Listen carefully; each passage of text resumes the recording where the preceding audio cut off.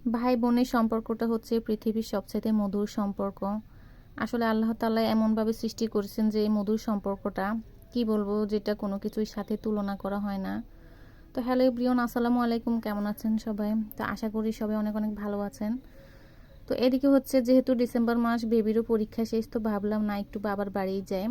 তো আমার ভাই হচ্ছে ঢাকাতেই থাকে।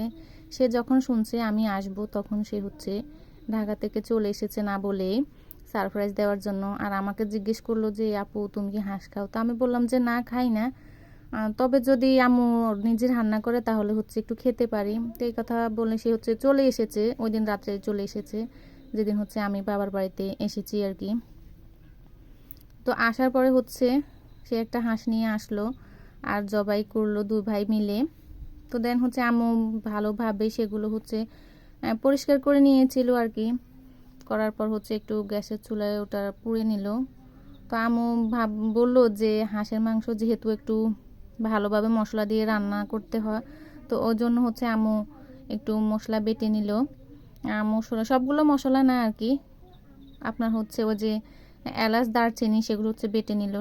আর হচ্ছে এদিকে আম্মু সকল মশলাগুলো হাঁসের মাংসের সাথে দিয়ে দিল। তারপর হচ্ছে এই তো ভালোভাবে হচ্ছে ম্যারিনেট করে নিতেছে। যদিও বা আমি কখনো হাঁস খাইনি বা খাওয়ার কথাও চিন্তা করতে পারি নাই, তো এমনি একটু বললাম আর ভাই সঙ্গে সঙ্গে হচ্ছে নিয়ে আসলো হাঁস।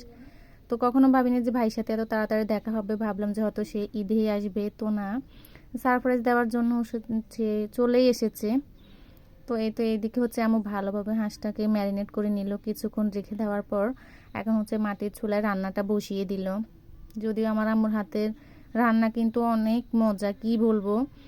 মায়ের হাতের রান্না তো বুঝতেই পারছেন সবার কাছে।